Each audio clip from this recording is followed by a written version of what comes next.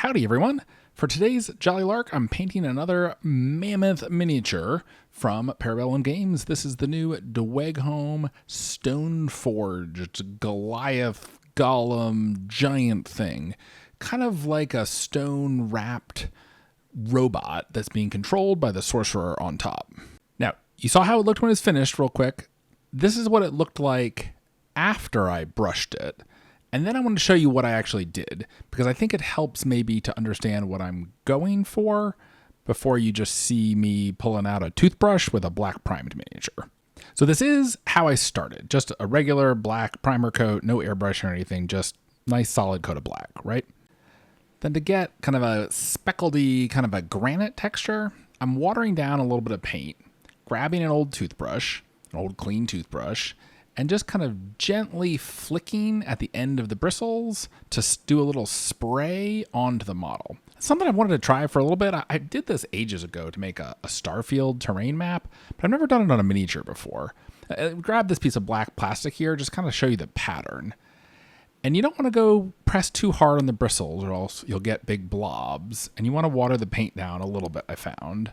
And you can really see there the sort of splatter pattern you're getting. Most of the paint is coming off close to the tip of the brush where your finger is, but it's going a fair distance. So in working on the model here, what I'm trying to do is set the model down on its base and mostly spray from the sides and from above so that I'm kind of a little bit creating some of the shadows like you might with spraying a model from above, so that the underside bits of the model are not getting so much spray, and that you're seeing more of the speckles that are catching the light as they face up and out. And I've got two different colors here. These are both Vallejo model colors. Honestly, you could grab any two colors of gray. These both have a little bit of blue in it. I thought that would look good with the bronzy color, bronzy brassy color I was planning to use for the kind of robotic parts of the model.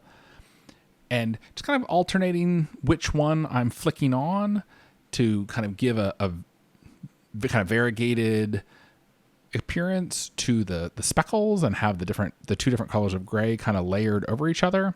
If you really want to go all in, you could maybe even speckle on a little black too, but I wasn't sure that was necessary. So the speckles dry very quickly because they're just little tiny blots of paint.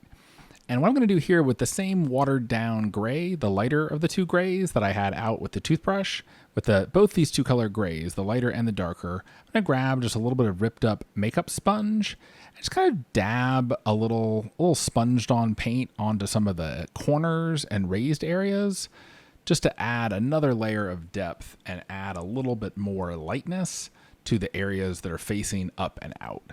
Just kind of the places that you might want to highlight a little bit, the places that would get caught by a downward spray of spray paint. And the spongy texture, you can see this a little bit on my test board below, the spongy texture matches pretty well with the flicked on speckly texture. And you can see that now the sponging on is starting to give the shape of the Stoneforged a little more definition. When it was speckledy all over, it was almost like camouflage, like you couldn't really see the details of the miniature. I use miniature loosely here. And you'll see even more so when we start to pick out some of the different colors in brass. That's when the miniature really starts to come together. So there we go. A couple more minutes of sponging on a little more gray and you end up with something like this. So starting to look a little brighter around the edges and the corners, and then we're ready for the next step. So for that next step, what I'm going to do here is grab a big fat dry brush and keep using that lighter gray that I already had out from the speckleding and the sponging step, and just very lightly brush on the edges of all of the stone bits. And honestly, at this point, I wasn't 100% sure what parts were going to be stone and what parts were going to be brass later, but I knew I wanted to have a greater contrast between the brassy bits and the stone bits. Conquest's official box art is always terrific, but the color scheme they chose for this model was a little monochromatic, a little more monochromatic than I wanted to go for. I wanted a really sharp color difference between the stony bits while still making them look like stone and the metal bits, which is why we're going to go with brass for the metal bits later. So I try to make this whenever I can a warts and all sort of painting videos so that if I make a mistake, I can also show you how I fix it, because sometimes painters can get frustrated with mistakes and lose motivation or lose steam when you make a mistake. And it is frustrating, but there's almost always a way to fix it. So here, when I was doing this dry brushing step, I noticed that I'd forgotten to glue a couple of parts onto the big Stoneforged arms. There's 2 little slots on the back of each arm that's meant to have some little spiky bits glued in. And I just forgot to glue them in. They're still sitting on the sprue. So let me show you how I add parts to a model after I've already started painting. So first part's obvious. Cut the parts off the sprue, clean them up with an X-Acto knife to remove the mold lines, just like you were starting to assemble any other model. Once you've got those cut out and cleaned up, you want to use super glue to attach them to the model, but not plastic glue. Because even though it's a plastic model and these are plastic parts, at this point, the place you're gluing them into is covered with paint. And plastic glue is meant to bond plastic to plastic. So if you're gluing a piece of plastic onto a bit of painted model, you probably want to use super glue or scrape away the paint that's already there so that you're getting a plastic to plastic connection. Another thing that's good to do that I'm doing here is test fitting the pieces before you apply glue, because you really don't want to be slopping glue on. You want to try to use a minimum amount of glue when you're gluing something to a model that you've already started painting. So the next step is to let the super glue dry. I figured while I'm doing that, I can still keep working on the model. And once the super glue is dry, I'll go back in with some brush on primer, whatever brand floats your boat. I usually use Pro Acryl's brush on primer, or sometimes Badger's. They're both good. Vallejo's is fine too. They all seem kind of interchangeable. So while I'm waiting for the super glue to dry, I'm going to apply a wash to the whole stone, all the stone areas. This is the Citadel Drakenhof Nightshade, which is almost like a very thin navy blue wash. And you can see here, it's really going on thin. This is not a contrast paint. This is one of their washes, similar to Nuln Oil or Agrex Earthshade, but this one has a deep blue color that I thought would help tie in the black and the 2 bluish grays. And this is just going to help pick out all the recessed details, like those lines on the leg pad there. You know, the speckles kind of act like camouflage, like I mentioned earlier, almost obscuring some of the details. So adding this wash into the recessed areas can help make some of those pop. And I'm putting this on pretty thin. I want to maintain the texture that we've created so far. I just kind of want the wash to settle in the cracks of the model. Now, you could 100% take this exact same technique, toothbrush, sponge paint, dry brush, wash, and just change all the colors around and end up with some other really interesting rock textures. I think this could be cool to do with like a jade. I think it could be cool to do with more kind of pale, start with a gray and then speckle on khakis and whites to make something that looks more like a marble. I might try that with the new elephant model for the Sorcerer Kings. But, you know, vary it up. I can imagine some browns looking good, kind of a brown rocky texture. Just change the color tones of all these colors and would work just fine. One other note on the miniature repair that I did switch to kind of a junky, cheapo craft brush for the wash, just in case I happened to hit the super glue with the brush. I was going to try not to, but just in case, super glue will instantly ruin a brush. So I wanted to, knowing that there's, wet super glue on the model, I wanted to use a brush that I wouldn't care too much if it was ruined. Also note, I've got a sponge at hand here. I usually have one of those little makeup sponges nearby when I'm doing a wash on a big model in case I want to pick up some of the wash from a big, broad, flat area where I don't want it sitting like on that shoulder pad.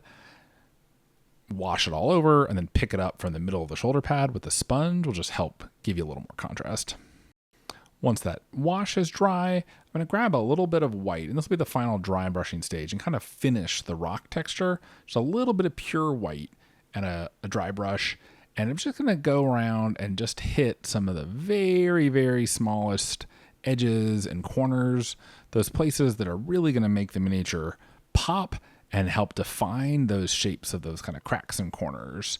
So you can see here, I'm not even going all over. This is definitely a targeted dry brush, just trying to hit some of the edges that are facing upwards or that have key details that I want to highlight, like those little carved faces on the shoulders and some of the runes and mechanisms and stuff in the torso of the model.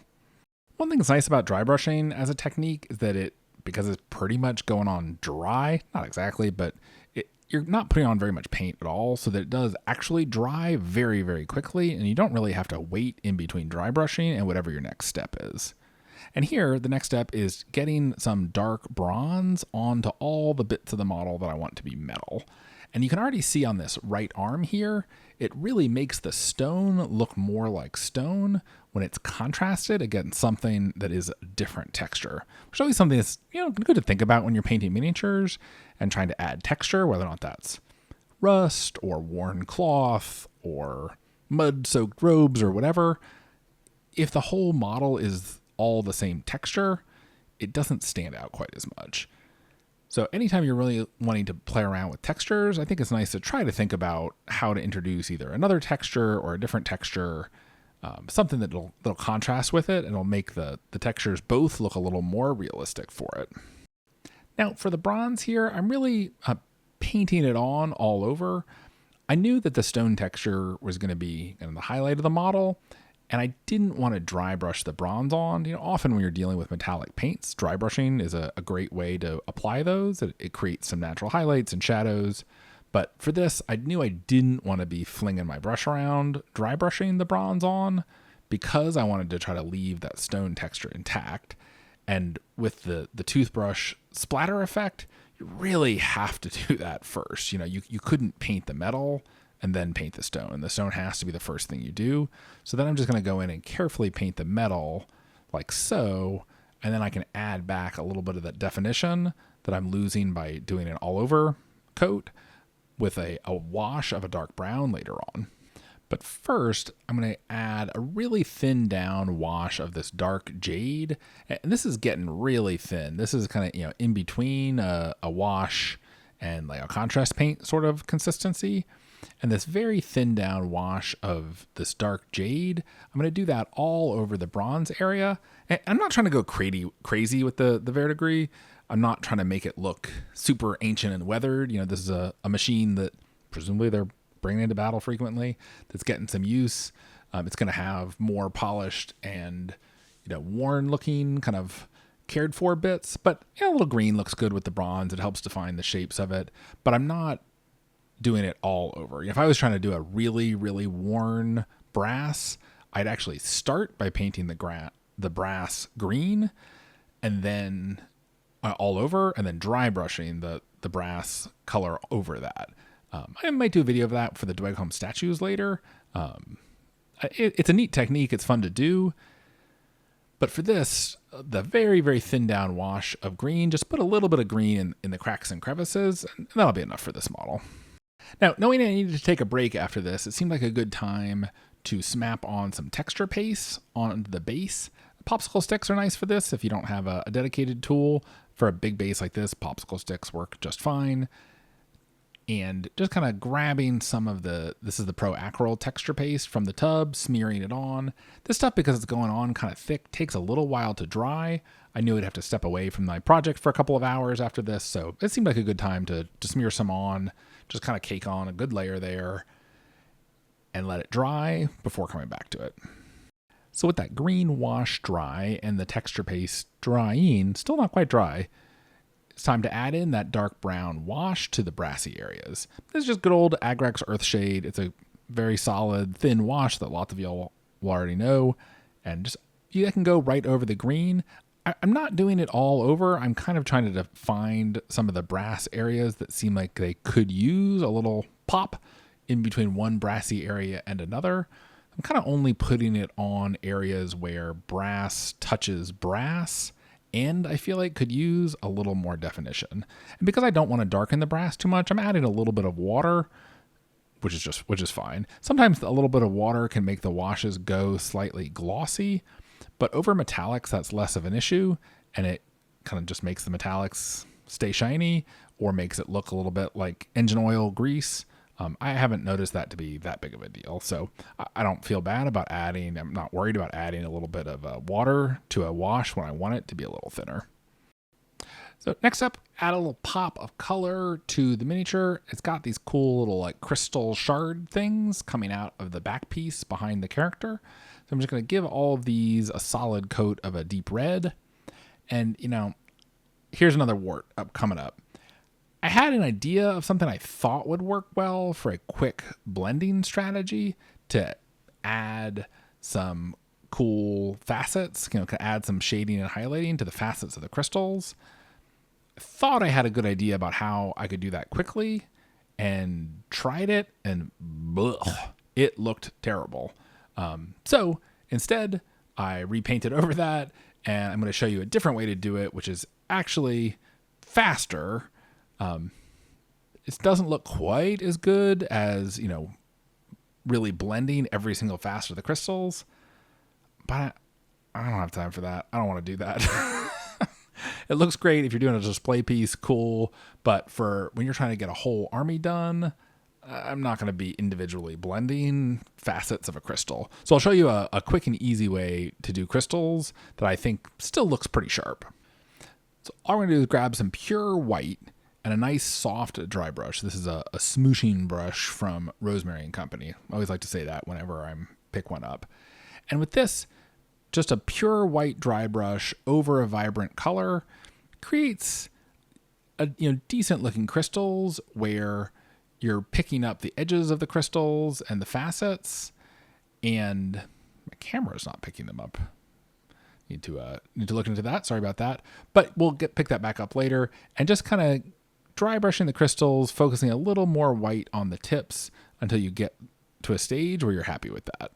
Then to finish the crystals off, I'm just going to give them a light coat of another Citadel wash, the Carroburg Crimson, which is another thin wash. Let's kind of pull those highlights together with the reds of the crystal.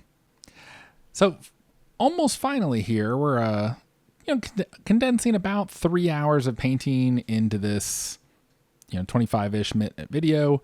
Always feels a little rushed to me. I could make these longer, but I feel like that might seem kind of slow. I don't know. Let me know what you think in the comments. If you'd like to see a longer or shorter versions of this style video, let me know. But I'm going to grab some brass. This is one of the new Army Painter Fanatic metallics. That's a real true brass color. That's what's called true brass. And we're going to go back in with another very light dry brush to just pick up a little bit of some brighter spots on the bronze brass robot parts. I'm being careful not to hit any of the stone bits, and actually that works out okay. This is a big enough model. It measures like 150 millimeters tall. It's really big. I do not have tiny hands, and this model, you can see, is pretty giant. So just a little bit of that bright brass on the edges of the character's armor, on the bits of the robot arms. And if you keep the brush away from the stone, you'll naturally be putting those bronze highlights onto spots where they would catch a little bit more light. You don't need to be adding those highlights right next to the stone areas. I kind of gloss over painting the character because if you're working on this model, the big stone golem giant thing, that's obviously the centerpiece of the model. It does have this fun character on top who's kind of leaning on his throne and pointing, but you're probably going to match that to match the rest of your army. I didn't do anything particularly fancy here, just a little bit of washes on his armor, skin on the skin, pretty basic stuff. Give him the same bronze armor as the robot. Figured the Dweghom are going to be using the same metals for everything. So yeah, kept the character pretty simple. To polish off the gems, I'm just going to add a pretty solid coat of a gloss varnish to all the gems and all the crystals to give them a little bit of a shine. That'll deepen the color and also help to further blend the highlights with the colors, the reds of the gems. And it's the glossier something is, the harder it is to see the sharp lines of the dry brushing on the crystals. So a little bit of a gloss coat goes a long way to hiding any painting flaws that the dry brushing added.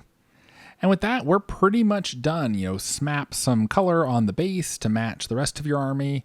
And then what I'm going to do here is add one final little step. I've used just 3 different colors of brown, kind of my standard army basing scheme to keep things simple. And one of those colors is Vallejo Earth. And I found that the Vallejo model wash matches the earth color really nicely. And it looks opaque when you pour it out, but it is really, really thin. And all I'm going to do here is use it to kind of bring a little bit of the dust from the ground below onto the model. You can see on the parchment paper down below just how thin it is. And this is just adding a little bit of kind of accumulated dirt and road dust into the cracks of the stone. Just kind of pulling the model together, kind of just putting on a little bit where it seems appropriate. And once that dries, set up some paper, take a quick picture, and call this big boy done. So as always, I really appreciate you watching the videos. It really, everyone says it, but it's because it's true for everyone. It really does help if you like and subscribe. Comment on the video if you have any questions, comments. Always happy to help people out down below. And as ever, I'll see you next time on another Jolly Lark.